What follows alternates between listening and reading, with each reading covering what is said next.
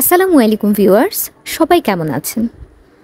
জানেন, আজ সকালে বাসা থেকে নিচে নামতেই দুধকচুটা যখন চোখে পড়লো আম্মুর, তিনি ভাববার জন্য দ্বিতীয়বার আর সময় না নিয়ে ওটা কিনে সোজা বাসায় চলে এলেন আমাকে সারপ্রাইজ দেবার জন্য। ভিউয়ার্স, আপনাদের মধ্যে এখনও যারা দুধকচু চেনেন না, তাদের সুবিধার্থে আমি এই দুধকচুটাকে খুব ভালো করে শ্যুট নিয়েছি, যেন আপনারা এটা দেখে বাজারে দেখে চিনতে পারেন, বিক্রেতারা যেন আপনাদেরকে বোকা বানাতে না পারে। তো ভিউয়ার্স, আপনারা এর পাতার অংশটা ফেলবেন না। এই পাতাটা সব কচু পাতার মধ্যে এই কচু পাতার ভর্তাটা খেতে সবচাইতে বেশি সুস্বাদু লাগে, এবং এটা এতটুকু পরিমাণ আপনার গলা ধরবে না। আমি যেভাবে নিয়ে নিচ্ছি, শুধু পাতার অংশটা নিয়ে নিয়ে একটা পাতার সঙ্গে একটা পাতা বসিয়ে সবগুলো পাতা একটু মরিয়ে নিয়ে ব্যাস কুচি করে নিলেই হয়ে যাবে।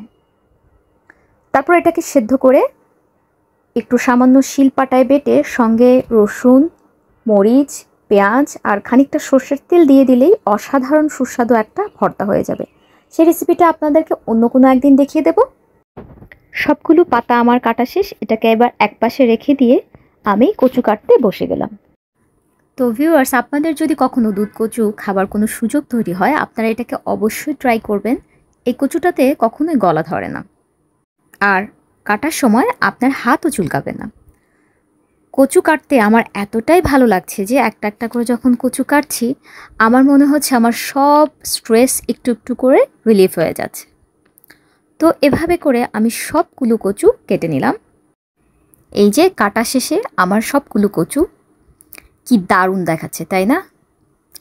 এই কচুটা না একদম সেদ্ধ হয়ে যাবে না, এটা একটু ডাট ডাট থাকবে। তো এখন আমি এটাকে চুলায় হাঁড়িতে গরম পানি করে তার মধ্যে একটু সেদ্ধ করে নেব। সবগুলো কচু ঢেলে দিলাম। আমরা এই কচুতে এখন হলুদ ব্যবহার করব না, কারণ হলুদ ব্যবহার করলে কালারটা নষ্ট হয়ে যাবে। আপনারা চাইলে এটা দিতে পারেন, শুধু জাস্ট একটু লবণ দিয়ে এটাকে সেদ্ধ করে নিচ্ছি। যদিও এটা গলা ধরবে না, তবুও একটু লবণ দিয়ে এটাকে সেদ্ধ করে নিলাম। তো ওপর নিচ করে এই যে এভাবে সবগুলো কচুকে সমানভাবে সব দিক থেকে সেদ্ধ করে নিচ্ছি। সেদ্ধ শেষে আমি এটাকে একটা স্ট্রেইনারে করে এর পানিটা ছেঁকে নেব। তো এবারে দুধকচুটা রান্না করে নেবার পালা। প্যানে খানিকটা রেগুলার তেল দিয়ে গরম করে তেজপাতা, রসুন, পেঁয়াজ ছেড়ে দিলাম।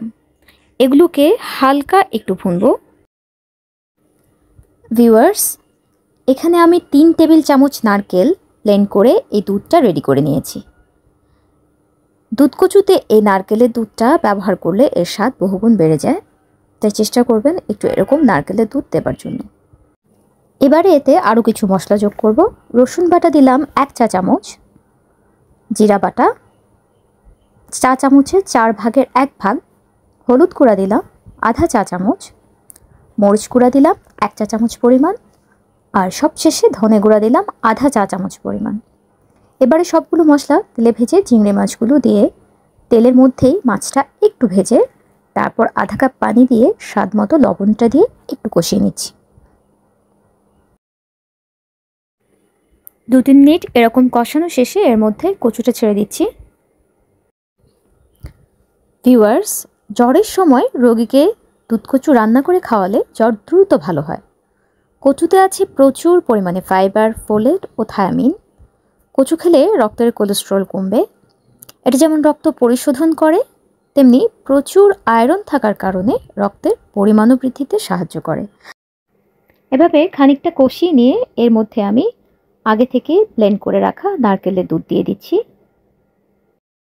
নারকেল ব্লেন্ড করতে যে পানিটা ছিল ওটাই যথেষ্ট, আর নতুন করে এতে কোনো পানি ব্যবহার করব না। এভাবে আরেকটু রান্না করে নেব। ভিউয়ার্স, আমাদের কচুটা একদম শেষ পর্যায়ে। সবশেষে আমি খানিকটা চিনি দিয়ে দিচ্ছি শুধুমাত্র স্বাদের ব্যালেন্সের জন্য। যেহেতু এই তরকারিটা একটু মিষ্টি, তাই এর মধ্যে চিনি দিয়ে দিলাম। আপনারা চাইলে এটা স্কিপ করতে পারেন। কচুটা একদম শেষ পর্যায়ে, এর জন্য আমি একটা বাগার রেডি করছি। এখানে খানিকটা সাদা তেল দিয়ে তার মধ্যে অল্প কিছু থেতো করা রসুন কুচি দিলাম, আর দেব সামান্য কিছুটা কালো জিরা। কচুতে কালো জিরাটা খেতে ভালো লাগে, তাই আমাদের বাসায় কচু রান্নায় সবসময় একটু কালো জিরা ব্যবহার করা হয়। এটা যখন ব্রাউন হয়ে আসবে তখন নামিয়ে কচুতে ছেড়ে দিচ্ছি। বাগারটা দিয়ে 1 মিনিটের জন্য ঢাকা দিয়ে দেবেন। ব্যাস হয়ে গেল আমাদের দুধ কচু রান্না। ভিউয়ার্স, রান্নাটি শেষ করতে করতে মায়ের রান্নাঘরে আমি চ্যানেল থেকে বিদায় নিয়ে নিচ্ছি। আমি রোকসানা। আমার জন্য সবাই দোয়া করবেন। আজকের মতো এই পর্যন্তই। আল্লাহ হাফেজ।